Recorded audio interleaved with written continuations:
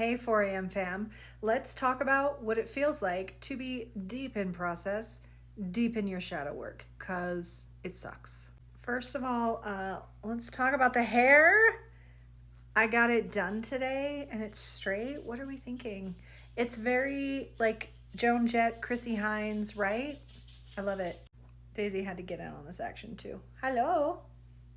Because today, my good friends, I am deep in process. Yes, your girl Gia is having an existential crisis. You know, the thing we have every couple weeks since the pandemic, right? Right. Not completely existential crisis, just a teensy one. Cuz here's the thing.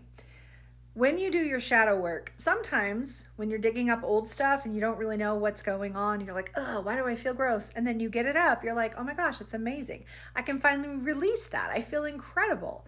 But then there's other times when you do the shadow work and you realize how many of the present circumstances in your life are based on a lie. Basically, not necessarily a lie, but when you uncover something that is like the fact that something that has to go, right? Something that you're like, oh dang, now I see it, now I get it. This is terrible. This is not in alignment with who I am or who I want to be. This has to go. And then you realize how many things are built on top of that foundation. You're just like, oh shit. Because that's like half the point of shadow work, at least.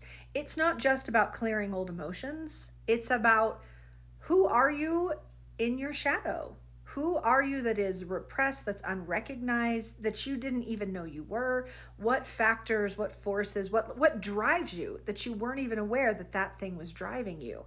And when you discover that, most of the time it's incredibly liberating, but a lot of the times it like sets in motion this domino effect and you're like, oh shit, I didn't realize how much of my life I was doing that same thing over and over and over. Now, the beautiful thing is once you bring it out of shadow and into the light, that's why we call it shadow work, then you get clarity and you're like, okay, now that I know that's what that thing is, I can now start rewriting, redirecting. I can now change my life. Like how many times before I've been blocked, I've been kind of feeling sticky. I wasn't really clear about where I'm going or like why this relationship felt weird or why that dynamic was just and I can't figure it out. Like when you do the shadow work, you figure out why all those things were and now you are empowered to change all of them. It's amazing. But it's just that part in the middle where all the feels are coming up and you're like, okay, I know this is a thing now, but I don't know what's happening? But I don't know what to do about it yet. That's really, now that we're 3 minutes in, that's really what this video is about, is that if you're doing your shadow work and you get stuck in the middle and you feel gross and you feel worse than before and you're like, I'm doing it wrong and you feel terrible, guys, that's the process. That's what it looks like sometimes. A lot of the time, that's what it looks like. You're not doing it wrong. That's the process. And that's why we've been talking about that the nation, the world, is going through their dark night of the soul, their shadow work, their tower card moment. Because it's not just that, well, we know what we want to have happen, so we're just going to switch it.